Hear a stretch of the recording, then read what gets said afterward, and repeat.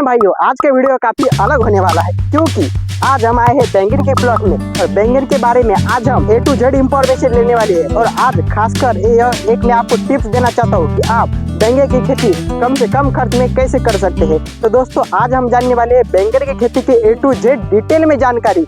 उसमें हम जानेंगे कि इसमें पानी हमें कैसा देना है, पानी की कैसी मेथड होती है, वैसे 2 मेथड होती है वो मैं आपको बताने वाला हूँ। साथ ही साथ बेसल डोज कौन सा देना है, इसका प्लांटेशन किस तरीके से करना है, इसमें ड्रिप बिछानी है या नहीं बिछानी है, और ज़्यादा से ज़्यादा हमें कम खर्च में कैसा करना है, और ये सभी के बारे में। और खासकर इसके हम डिसीज A to Z इसमें जो डिसीज आता है उसके बारे में मैं अभी आज डिटेल में बात करने वाले हैं क्योंकि डिसीज काफ़ी महत्वपूर्ण होता है। क्योंकि अगर डिसीज आया तो हमारी फसल पूरी तरीके से तहस नहस हो जाती है। इसलिए हम सभी डिसीज के बारे में बात करने वाले हैं और उसके रोकथाम के भी, यानी कि डिसीज और उसका कंट्रोल, इन दोनों के बारे में भी आज हम डिटेल में बात करने वाले हैं। दोस्तों आपको सिर्फ एक ही काम करना है, आप अगर चैनल पर नए हैं तो सब्सक्राइब कीजिए। साथ ही यह वीडियो दूसरे किसान भाइयों तक भी शेयर अवश्य कीजिएगा ताकि उन्हें भी बैंगन की खेती में A to Z जानकारी मिले और कम से कम खर्च में वह भी ज्यादा उत्पादन निकाल पाए। तो दोस्तों चलिए तो वीडियो को देरी न करते हुए शुरुआत करते हैं। दोस्तों सबसे पहले हम जानते हैं कि बैंगन की खेती के लिए हमें जमीन कैसी चाहिए।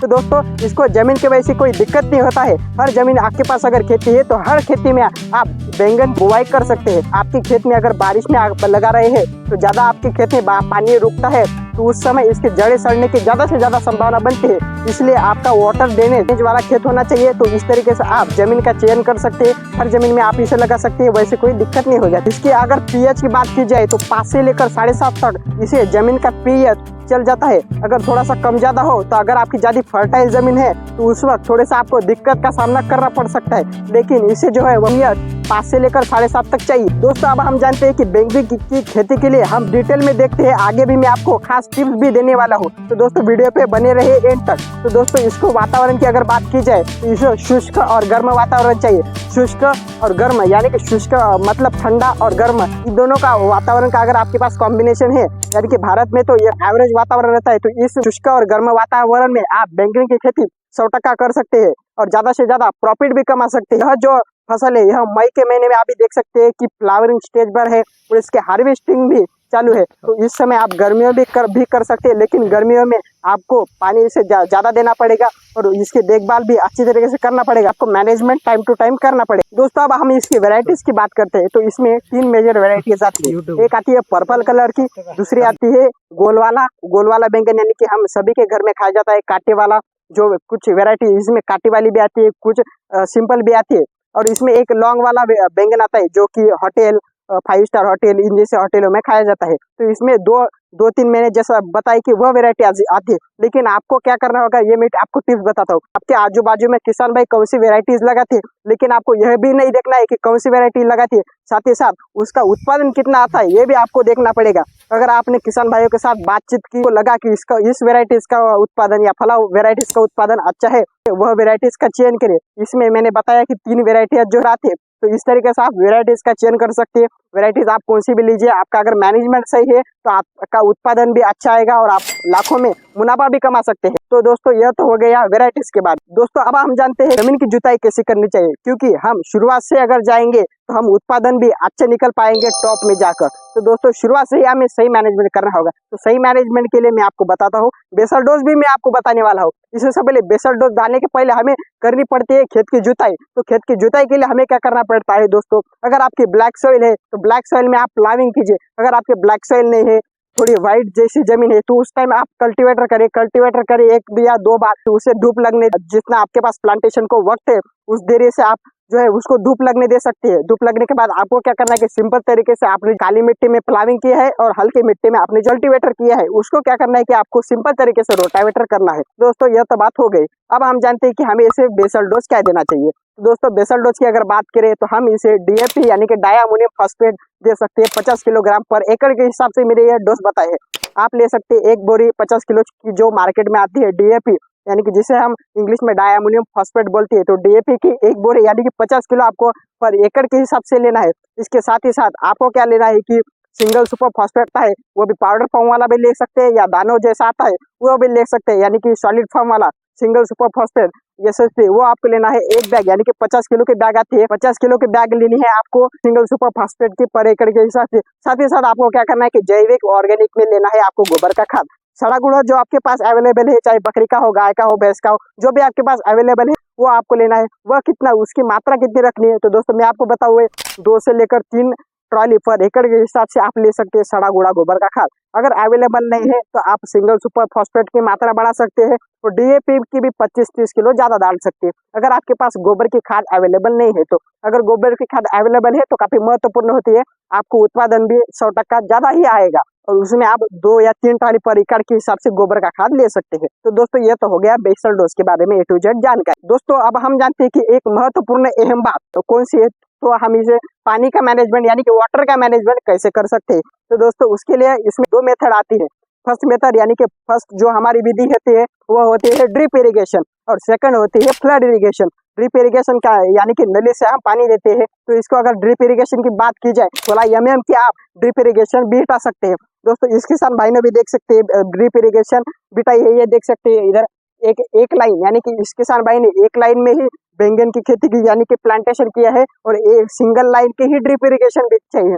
आप सिंगल लाइन की ही बिछाइए, डबल लाइन की ज्यादा खर्च आप ना करें, सिंगल लाइन बिछाइए तो भी बेहतर होगा इस बैंगन की खेती के लिए।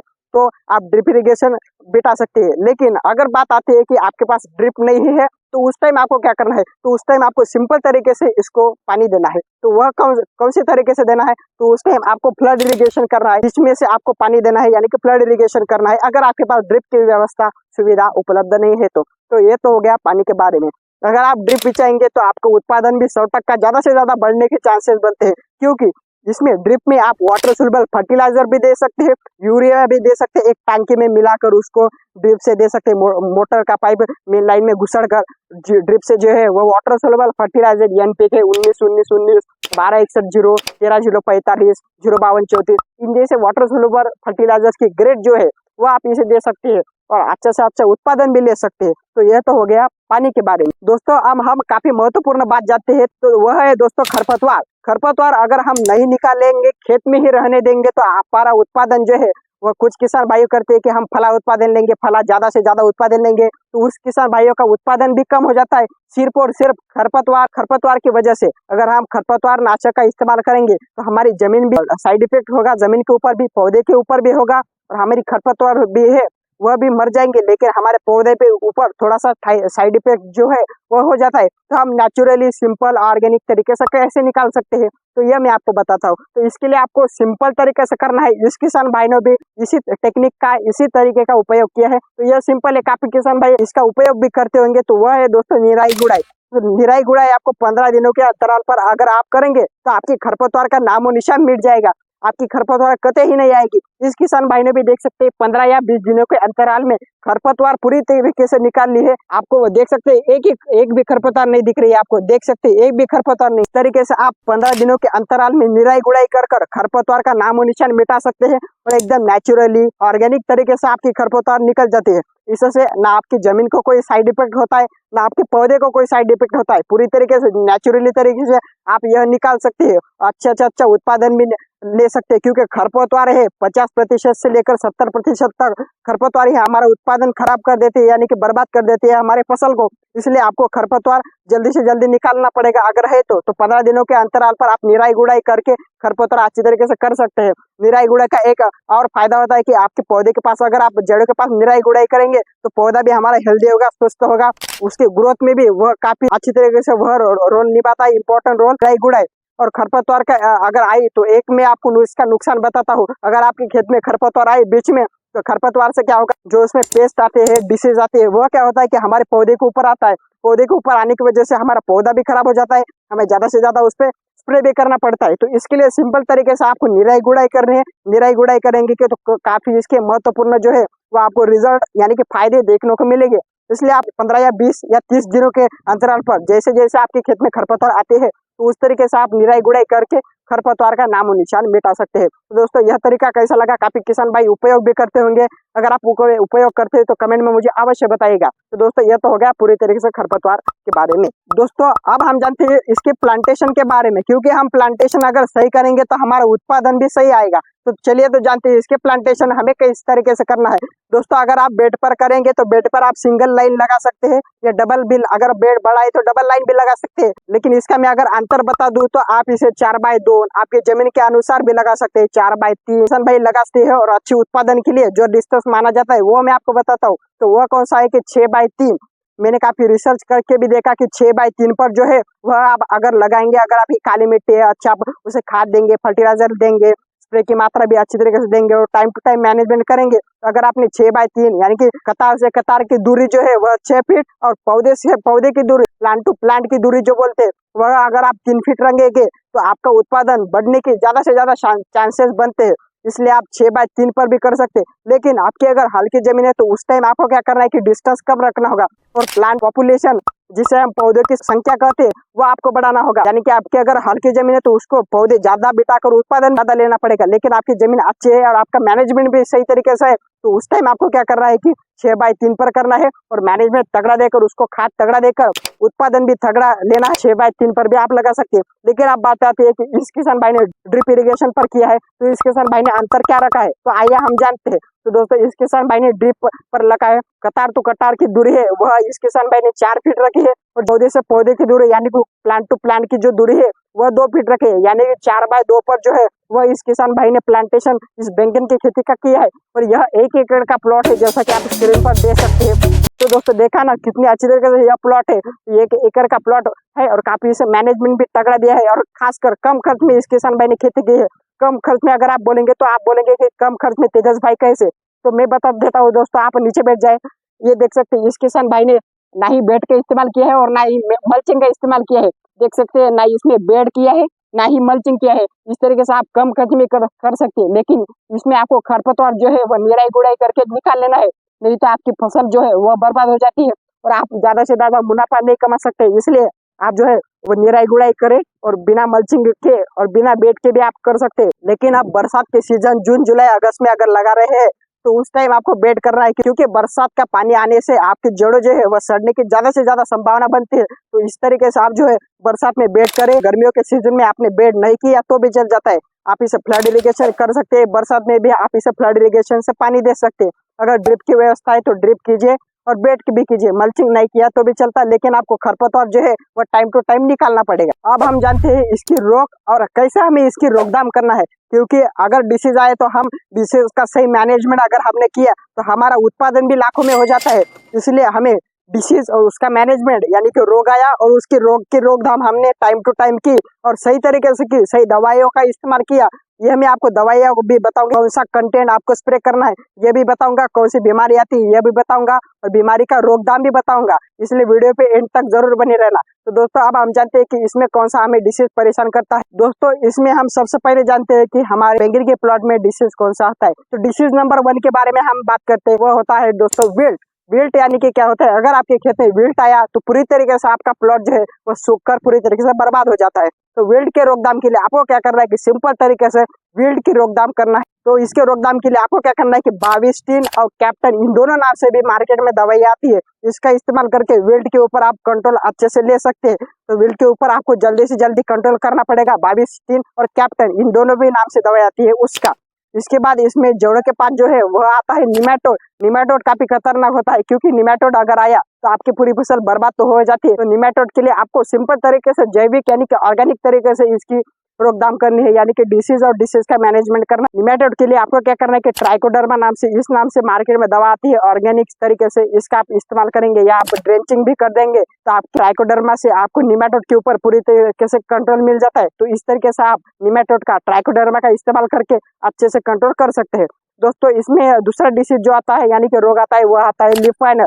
लीफ माइनर ये क्या होता है, लीफ माइनर होता है दोस्तों लीफ के ऊपर जकड़ जाता है व्हाइट धागे जैसा, सफेद धागे जैसा, व्हाइट धागे जैसा, तो उसे आप कहते हैं लीफ माइनर। तो अगर आपके लीफ माइनर खेत में आए तो उससे भी आप जल्दी से जल्दी कंट्रोल कर सकते हैं। लेकिन कंट्रोल के लिए हमें कौन सी दवाई का स्प्रे करना होगा। लीफ माइनर के कंट्रोल के लिए हमें इमामेक्टिन बेंजोएट इस नाम से मार्केट में दवा आती है, उसका इस्तेमाल अगर आप करेंगे यानी कि छिड़काव स्प्रे उसका कर देंगे तो आपके लीफ माइनर के ऊपर पूरी तरीके से कंट्रोल मिल जाता है।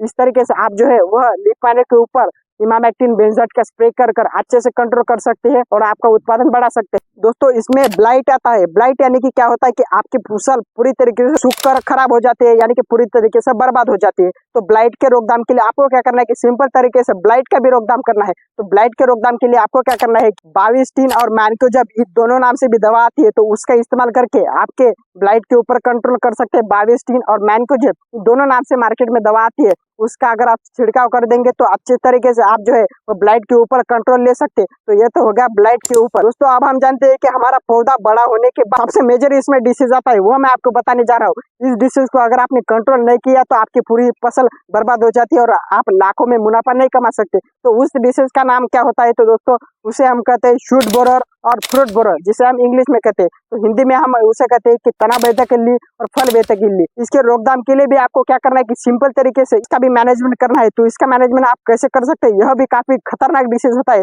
और बैंगन की खेती में काफी खतरनाक डिसीज इसे माना जाता है, क्योंकि यही हमको भी काफी तकलीफ देता है और इस प्लॉट में भी इसकी ही ज्यादा मैंने देखा कि ज्यादा प्रॉब्लम आई है।